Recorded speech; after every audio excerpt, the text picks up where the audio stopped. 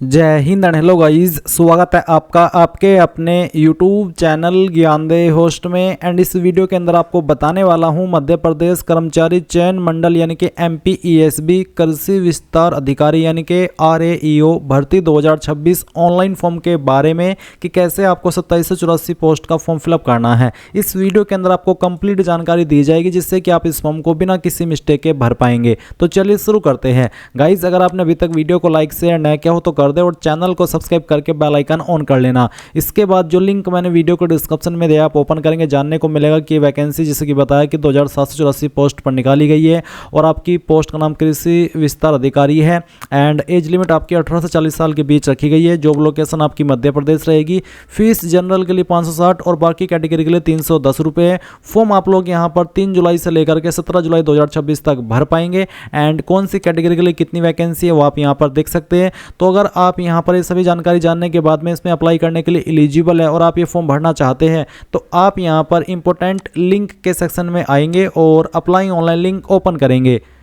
इसके बाद आपके सामने ये ऑफिशियल वेबसाइट आ जाएगी जैसे कि आप वीडियो में देख सकते हैं। यहाँ पर आ जाने के बाद में आप पहले नंबर पर आपकी वैकेंसी देख सकते हैं जिसकी स्टार्टिंग डेट 3 जुलाई और लास्ट डेट आपकी 17 जुलाई 2026 है। तो आप यहाँ पर इसके सामने जो आवेदन पत्र के ये पेपर का आइकन है इसके ऊपर क्लिक करना। फिर आपके सामने यहाँ पर इस तरह का इंटरफेस आएगा। अब आप यहाँ पर टिक करेंगे, आगे बढ़ाए इसके ऊपर क्लिक कर देंगे। एंड देन गाइज यहाँ पर इस तरह से जानकारी आएगी। आपसे यहाँ पर आपका सामान्य पंजीकरण क्रमांक मांगे और डेट ऑफ बर्थ मांगी है। बट गाइज अभी तक तो आपने रजिस्ट्रेशन किया ही नहीं। बट गाइज अगर आप पहले से रजिस्टर्ड है तो आपके पास ये ऑलरेडी होगा। आप यहाँ पर आपका सामान्य पंजीकरण क्रमांक डालना और आपकी डेट ऑफ बर्थ डालना और सत्यापित कर आगे बढ़ाए इसके ऊपर क्लिक करना।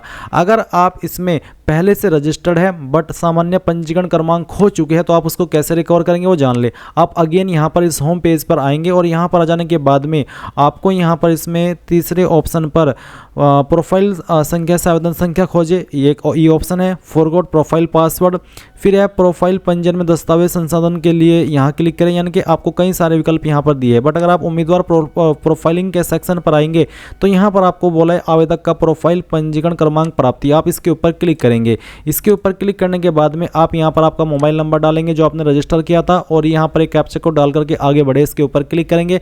नंबर के ऊपर एक OTP जाएगा। जैसे आप OTP वेरीफाई कर देंगे तो आपको मैसेज के माध्यम से आपका जो सामान्य पंजीकरण क्रमांक है वो सेंड कर दिया जाएगा जिसका इस्तेमाल करके आप यहाँ पर लॉगिन हो जाएंगे। बट गाइज अगर आप फ्रेशर है, आपने इस वेबसाइट का इस्तेमाल करके कभी पहले कोई फॉर्म भरा ही नहीं, पहली बार कोई फॉर्म भरने वाले हैं तो ऐसे में पहले आपको इसमें अकाउंट क्रिएट करना होगा। इसके लिए आप यहाँ पर प्रोफाइल रजिस्ट्रेशन इसके ऊपर क्लिक कर देंगे। देन आपसे पूछेगा कि आपके पास पूर्व में पंजीकृत प्रोफाइल ID है, तो ये सवाल इनका बनता ही नहीं क्योंकि अगर होता तो पहले से ही आप यहाँ पर अभी जैसे कि मैंने बताया लॉगिन करके अपना फॉर्म भर रहे होते, यहाँ पर आते ही नहीं। तो आप इसमें नो कर दीजिए कि नहीं है। उसके बाद आप यहाँ पर इसमें जो आपकी डिटेल्स है वो रजिस्टर करेंगे। उसके लिए आपको आपका मोबाइल नंबर डालना है जो आप रजिस्टर करना चाहते हैं एंड अपना ईमेल ID और उसके बाद एक कैप्चा कोड डाल करके OTP प्राप्त करें इसके ऊपर क्लिक करेंगे। देन आपके नंबर के ऊपर एक OTP जाएगा।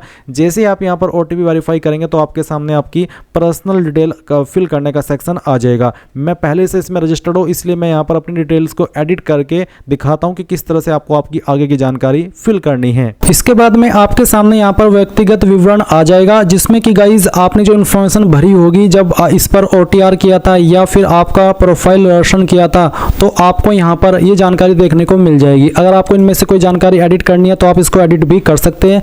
और अगर आप यहाँ पर फर्स्ट टाइम इस वेबसाइट पर अपना रजिस्ट्रेशन कर रहे हैं तो भी आपके सामने यही वाला इंटरफेस आएगा जहाँ पर आपको आवेदक का नाम लिखना है। ये नाम आप आपका 10th के सर्टिफिकेट के अकॉर्डिंग और जो आपका आधार कार्ड है उसके अकॉर्डिंग फिल करिएगा।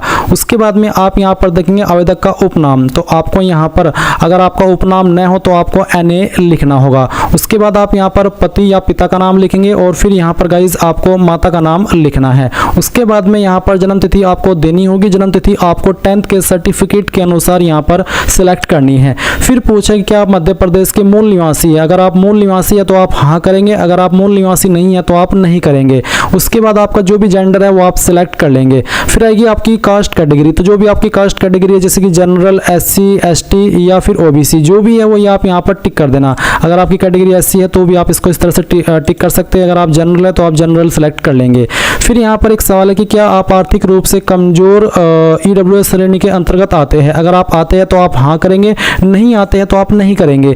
फिर है उच्च शैक्षणिक योग्यता का स्तर, तो आपकी हाईएस्ट क्वालिफिकेशन कौन सी है, जो भी है वो आप सिलेक्ट कर लेना, वही वाली क्वालिफिकेशन सिलेक्ट करना जो कि आपकी कंप्लीट हो, जो अभी आप कर रहे हो वो आप सिलेक्ट ना करना। उसके बाद में आपसे पूछा निवास का क्षेत्र, ग्रामीण या फिर शहरी, जो भी है वो आप टिक कर देना।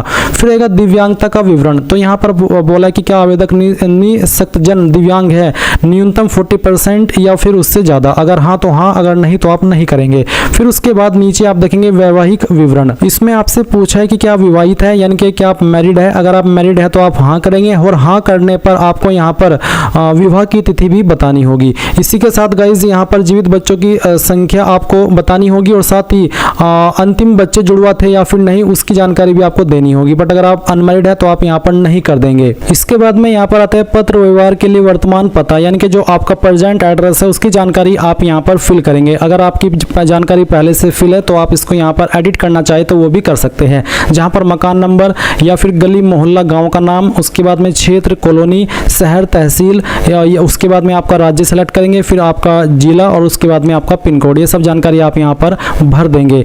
इसके बाद आप देखेंगे नीचे संलग्न दस्तावेज, तो आपको यहाँ पर देखने को मिलेगा कि आवेदक के शरीर का स्थायी पहचान चिन्ह, आपकी बॉडी के ऊपर ऐसा निशान जिससे आपकी बॉडी की पहचान हो सकती है। ये निशान आपकी बॉडी के ऊपर कोई भी हो सकता है, जैसे कि जलने का, कटने का या फिर बर्थ मार्क, बट आपको मैं सजेस्ट करूंगा वही निशान के बारे में बताइए जो कि प्राइवेट जगह पर ना हो और पब्लिक जगह पर हो, जिसको आप दिखा भी सके टाइम आने पर, तो आप यहाँ पर उस निशान के बारे में लिख देंगे। अगर आपकी बॉडी के ऊपर ढूंढने के बाद भी कोई ऐसा निशान नहीं है तो आप यहाँ पर नो मार्क लिख सकते हैं।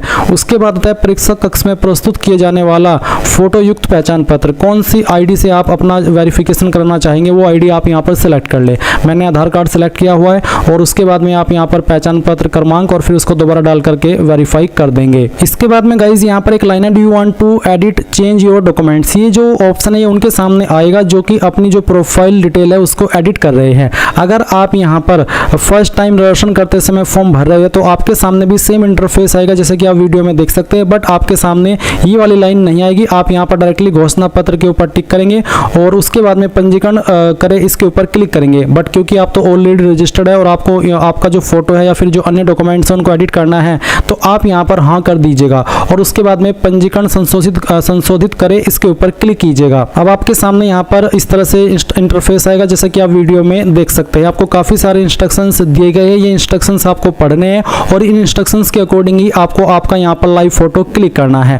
और गाइज यहाँ पर जैसे कि आप देख पा रहे हैं इस तरह से ऑप्शन आएगा, photo capture, get photo, generate QR. अगर आप मोबाइल से फॉर्म को भर रहे हैं तो आप जनरेट क्यूआर कोड के ऊपर क्लिक करके क्यूआर कोड के माध्यम से अपने मोबाइल से फोटो क्लिक कर सकते हैं। तो चलिए मैं यहाँ पर फोटो कैप्चर कर लेता हूँ। फोटो कैप्चर करने के बाद में इस तरह से आपके सामने आपका फोटो आ जाएगा। और गाइज मैं आपको फिर से यहाँ पर रिमाइंड कराना चाहूँगा कि अगर आप फॉर्म को मोबाइल से भर रहे हैं तो आप यहाँ पर लाइव फोटो अपलोड करने के लिए ये जो जनरेट क्यूआर है इसके ऊपर क्लिक करेंगे, आपके सामने क्यूआर कोड आएगा जिसको स्कैन करके आप आपका जो फोटो है वो अपने मोबाइल से अपलोड कर सकते हैं। तो चलिए आपने यहाँ पर अपना फोटो क्लिक कर लिया, फिर आप यहाँ पर जो फोटो की लाइन लिखी है इसके ऊपर टिक कर देना।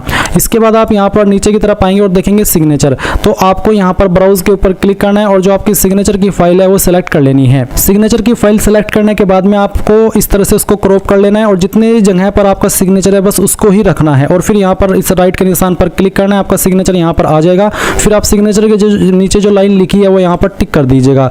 इसके बाद है हैंड रिटन टेक्स्ट, उसमें आपको जो लिखना है वो यहाँ पर आपके सामने है। ये जो लाइन लिखी गई है मैं घोषणा करता हूँ कि मेरे द्वारा आवेदन में दी गई समस्त जानकारी, आपको एक ब्लैंक पेपर यानी कि कोरा कागज लेना है और उसमें ये जो लाइन है चाहे आप इंग्लिश के अंदर लिखे या फिर हिंदी के अंदर लिखे, कोई एक लैंग्वेज में लिखना ही अनिवार्य है, दोनों में लिखना चाहिए तो आपकी मर्जी है। आपको अपने हैंड से रिटर्न करनी है बिल्कुल ऐसे ही जैसे कि यहाँ पर लाइन लिखी गई है और फिर उस इमेज को स्कैन करके आपको यहाँ पर अपलोड करना है ब्राउज के ऊपर क्लिक करके। जैसे ही आप यहाँ पर आपकी हैंड रिटन टेक्स्ट की जो फाइल है वो सिलेक्ट कर लेंगे, इमेज सेलेक्ट कर लेंगे तो इस तरह से आएगा। अब आपको यहाँ पर राइट के आइकन पर क्लिक करना है और इस तरह से आपका जो ये हस्तलिखित टेक्स्ट है वो आ जाएगा।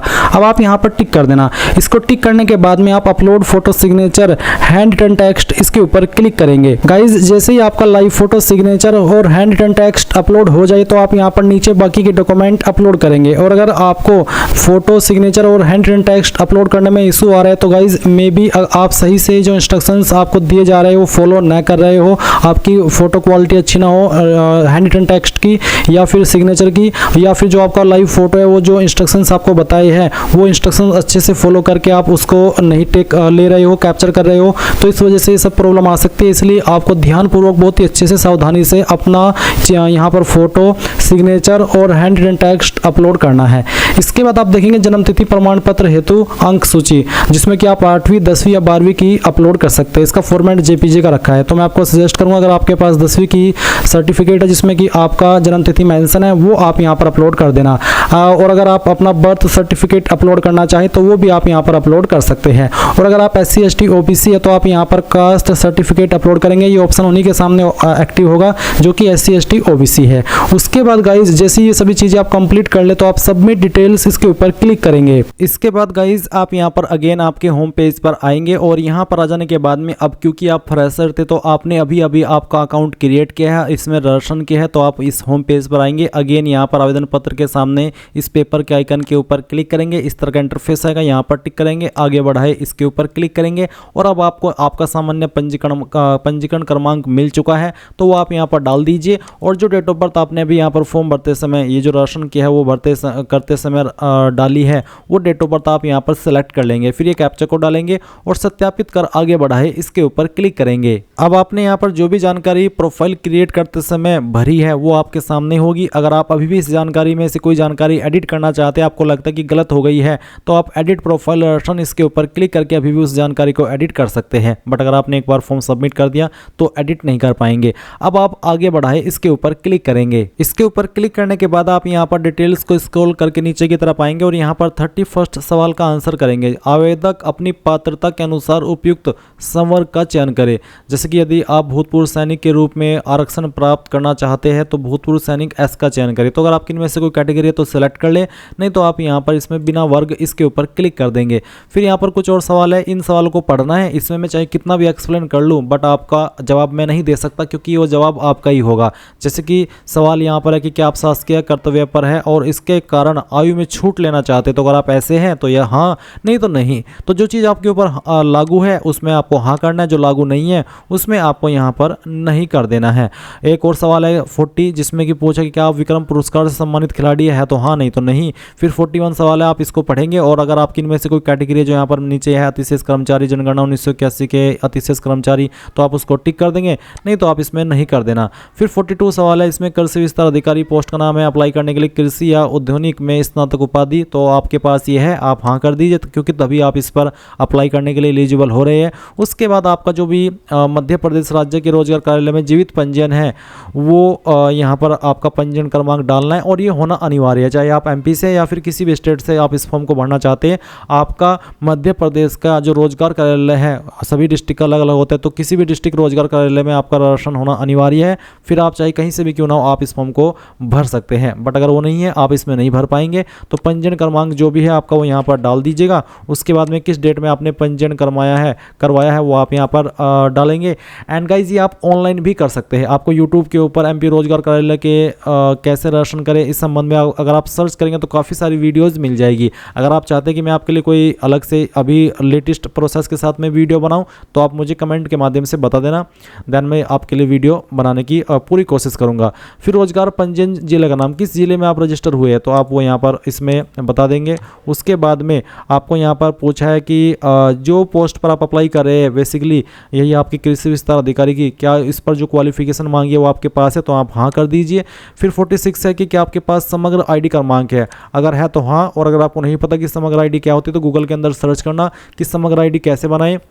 2-3 मिनट की कोई वीडियो वॉच करके अपनी समग्र ID बना लेना अगर आपको देनी है। वैसे कंपलसरी नहीं है तो आप यहाँ पर दे दीजिए, और अगर बना करके देना चाहे तो वो भी आप यहाँ पर बना लीजिए। 2-4 मिनट के अंदर बन जाएगी, इतना कोई हार्ड प्रोसेस नहीं है। और हाँ करके उसका क्रमांक डाल देना। नहीं है तो अगर नहीं करना चाहते, आपको नहीं बढ़ना इस झंझट में, तो आप सिंपली नो कर देना, यानी कि नहीं कर देना। अब आपको एग्जाम सिटी की प्रेफरेंस देनी है, तो आपको किस को पहले नंबर प्रेफरेंस देनी है वो आपको सेलेक्ट कर लेना है। सेकंड पर आपको किसको रखना है वो सिलेक्ट करना है। थर्ड पर किसको, फोर्थ पर आपको किसको रखना है, उसके बाद में सिक्स्थ पर किसको रखना है वो आपको सेलेक्ट करना है। फिर उसके बाद में किसको रखना है वो सिलेक्ट कर लेना। मैंने यहाँ पर रतलाम कर दिया। उसके बाद में यहाँ पर फिर चलिए मैं बेसिकली ये इस तरह से 135 है और इस तरह से ये आपके सही क्रम में है। तो जिसको आपको जिस नंबर पर प्रेफरेंस देनी है वो आप सिलेक्ट करते जाएंगे। जैसे कि मैं यहाँ पर आपको सिलेक्ट करके दिखा रहा हूँ। यहाँ से हमने सीधी सिलेक्ट कर लिया, फिर यहाँ से उज्जैन, और इस तरह से आप ये सभी प्रेफरेंसेस दे देंगे। फिर आप यहाँ पर टिक करेंगे एंड उसके बाद आगे बढ़ाई इसके ऊपर क्लिक कर देंगे। अब यहाँ पर आपके सामने इसमें डॉक्यूमेंट अपलोड करने का एक सेक्शन आया है, जहाँ पर शैक्षणिक योग्यता का दस्तावेज मांगा है जिसका फॉर्मेट जेपीजी का रखा है। उसकी जो विड्थ है यानी कि जो उसकी चौड़ाई है वो 700 से 800 पिक्सल के बीच में हो, हाइट 400 से 950 पिक्सल के बीच में रहनी चाहिए। तो आप क्या करेंगे, चूज फाइल इसके ऊपर क्लिक करेंगे और जहाँ पर भी आपका इमेज है, बेसिकली जो आपका डिग्री का सर्टिफिकेट है वो आपको यहाँ पर अपलोड करना है। तो जहाँ पर भी फाइल है सेलेक्ट कीजिए, ओपन कीजिए, उसके बाद अपलोड एजुकेशन सर्टिफिकेट इसके ऊपर क्लिक कीजिए, आपकी फाइल यहाँ पर अपलोड हो जाएगी। आप इसको डाउनलोड करके व्यू भी कर सकते हैं। अब आप सबमिट डिटेल्स इसके ऊपर क्लिक करेंगे एंड देन यहाँ पर आपके सामने आपकी जानकारी आएगी इस तरह से, और आप सभी जानकारी को चेक करते हुए प्रिंट करेंगे, जो कि करना अनिवार्य है, तब तक आप आगे नहीं बढ़ पाएंगे। इसके बाद आप यहाँ पर नीचे प्रोसीड टू पेमेंट इसके ऊपर क्लिक कर देंगे। और गाइज अब आप यहाँ पर देख सकते हैं पेमेंट का ऑप्शन आ चुका है। आप net banking, debit card, credit card या फिर यूपीआई यानी कि जिस माध्यम से पे करना चाहे कर सकते हैं। अगर आप यूपीआई सेलेक्ट कर ले तो पेटीएम सेलेक्ट करके जैसे आप पेमेंट कर देंगे और वो सक्सेसफुल रहेगा तो गाइज आप अपने फॉर्म का फाइनल प्रिंट आउट ले पाएंगे।